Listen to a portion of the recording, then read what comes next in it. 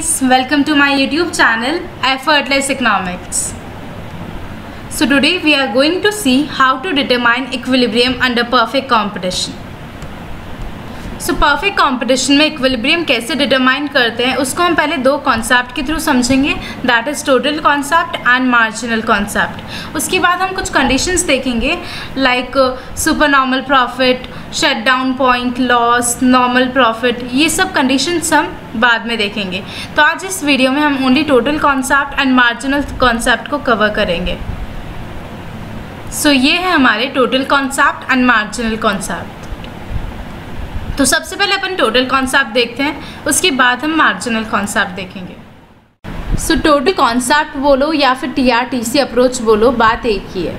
TR refer करता है total revenue से एंड TC रेफर करता है टोटल कॉस्ट से। So we can say total revenue and total cost approach. Okay, तो अब इस अप्रोच को हम इस डायग्राम के थ्रू समझते हैं। ये हमारी वाई एक्सिस जो कि रिप्रेजेंट कर रही है TC एंड TR को, that means total cost and total revenue को, एंड ये है एक्स एक्सिस जो रिप्रेजेंट कर रही है आउटपुट को। ठीक है, एंड ये है हमारा TR कर्व जो कि स्ट्रेट लाइन है परफेक्ट कंपटीशन में। अब ये स्ट्रेट लाइन क्यों है तो मैंने ये आपको प्रीवियस वीडियो में बताया था, दैट इज़ रेवेन्यू वाली वीडियो में। तो अगर किसी ने नहीं देखा हो तो पहले एक बार आप वो चीज़ देख के आ जाओ तो आपको बहुत जल्दी क्लियर होगा। तो मैं उस वीडियो की लिंक अपने डिस्क्रिप्शन में दे दूँगी। एंड ये है हमारा TC curve, that is total cost curve. और ये TC कर्व ऐसा क्यों होता है या इसको कैसे बनाते हैं, ये सब चीज़ हमने कॉस्ट जब पढ़ी थी तब हमने कवर की थी। तो आप मेरी माइक्रो इकोनॉमिक्स के प्लेलिस्ट में जाके कॉस्ट सर्च करूँगे तो आपको वहाँ पे मिल जाएगा। सो इस अप्रोच के अकॉर्डिंग दो कंडीशंस होती है। किस लिए? तो वो दो कंडीशंस इसलिए होती है कि प्रोड्यूसर को इक्विलिब्रियम कब मिलेगा। तो प्रोड्यूसर को इक्विलिब्रियम तब मिलेगा जब वो दो कंडीशंस फुलफ़िल हो जाएगी। तो फर्स्ट कंडीशन आती है हमारी कि जब TC और TR के बीच में गैप जो है सबसे मैक्सिमम होगा तब प्रोड्यूसर को इक्विलिब्रियम मिलेगा। तो TC मतलब होता है हमारा टोटल कॉस्ट एंड TR मतलब होता है हमारा टोटल रेवेन्यू। जब इन दोनों के बीच में जो है गैप सबसे ज़्यादा होगा या वी कैन से डिफरेंस सबसे ज़्यादा होगा तब जो है प्रोड्यूसर को इक्विलिब्रियम मिलेगा।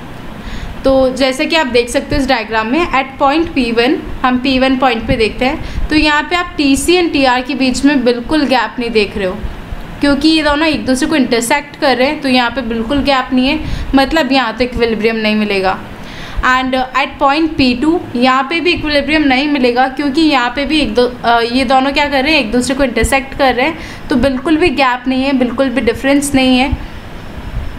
और वी कैन से यहाँ पे टोटल कॉस्ट भी इतने ही हैं और टोटल रेवेन्यू भी इतना ही है। तो यहाँ पे गैप है ही नहीं, डिफरेंस है ही नहीं, तो यहाँ पे भी इक्विलिब्रियम नहीं मिलेगा। एट पॉइंट P यहाँ पे जो है total cost and total revenue के बीच में गैप है और डिफरेंस है। ठीक है ना, और सबसे ज़्यादा है। अगर हम यहाँ इन तीनों से कंपेयर करें तो सबसे ज़्यादा यहाँ पॉइंट P पे है। कैसे? अब यहाँ पे टोटल कॉस्ट हमारी लग रही है only EM and total revenue हमको मिल रहा है PM। तो यहाँ पे जो है टोटल कॉस्ट और टोटल रेवेन्यू में डिफरेंस है, मतलब हमारी कॉस्ट कम लग रही है और रेवेन्यू ज़्यादा हो रहा है। तो यहाँ पे जो टोटल कॉस्ट और टोटल रेवेन्यू के बीच में डिफरेंस जो है सबसे ज़्यादा है, इसलिए प्रोड्यूसर को इक्विलिब्रियम एट पॉइंट E, इस E पॉइंट पे प्रोड्यूसर को इक्विलिब्रियम मिलेगा।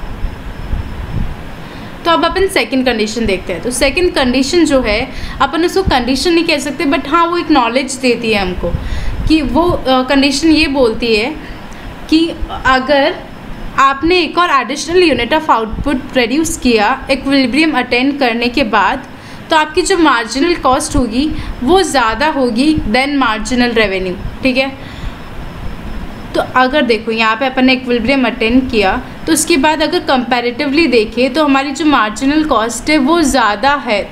ठीक है ना, देन मार्जिनल रेवेन्यू इतना ज़्यादा नहीं है जितनी हमारी मार्जिनल कॉस्ट ज़्यादा है।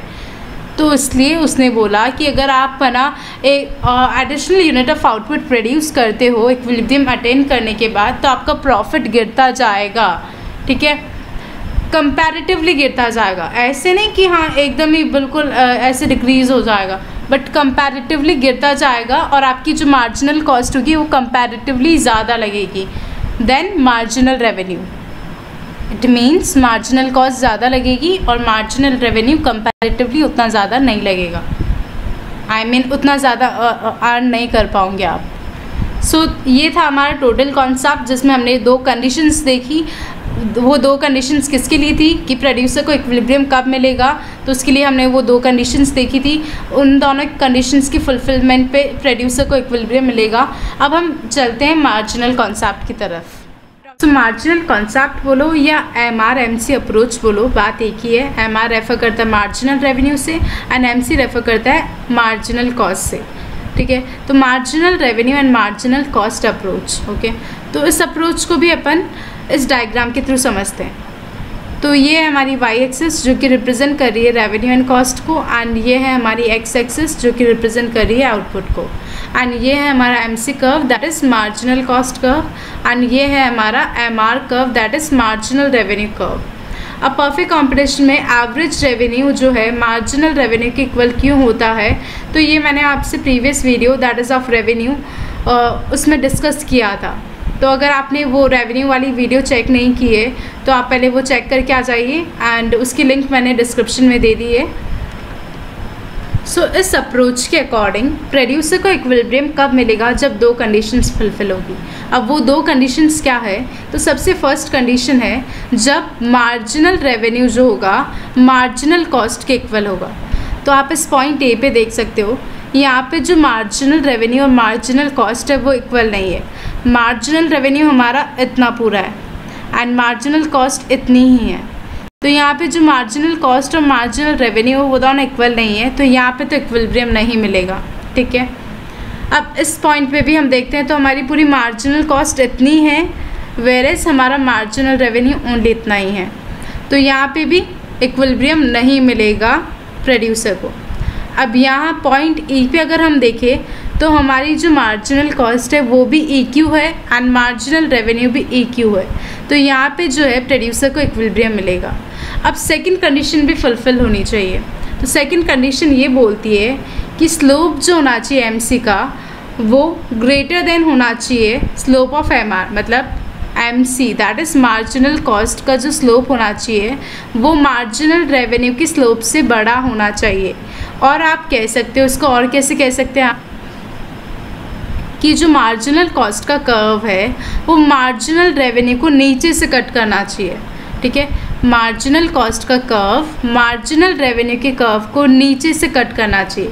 तो आप इस डायग्राम में देख सकते हो ये है हमारा मार्जिनल कॉस्ट का कर्व जो कि मार्जिनल रेवेन्यू के कर्व को नीचे से कट कर रहा है, तो हमारी सेकंड कंडीशन भी फुलफिल हो जाती है। तो प्रोड्यूसर को इक्विलिब्रियम पॉइंट E पे मिलेगा। तो यही थी हमारी मार्जिनल कॉन्सेप्ट में 2 कंडीशन कि प्रोड्यूसर को इक्विलिब्रियम कब मिलेगा, एंड इस डायग्राम में हमने देखा कि वो दोनों कंडीशन फुलफिल हो जाती है, तो प्रोड्यूसर को इक्विलिब्रियम इस पॉइंट E पे मिलेगा। So this was all about equilibrium under perfect competition, और जिसमें हमने टोटल कॉन्सेप्ट देखा और मार्जिनल कॉन्सेप्ट देखा। अब same topic equilibrium under perfect competition, इसमें हम क्या करेंगे, शॉर्ट रन और लॉन्ग रन में कुछ कंडीशंस देखेंगे, जैसे कि मैंने आपको स्टार्टिंग में बताया था, like super normal profit, normal profit etcetera. तो ये सारी कंडीशंस जो है हम नेक्स्ट वीडियो में देखेंगे। So till then take care, bye bye. Do like, share my video and subscribe to my YouTube channel for more videos like this. And don't forget to hit the bell icon.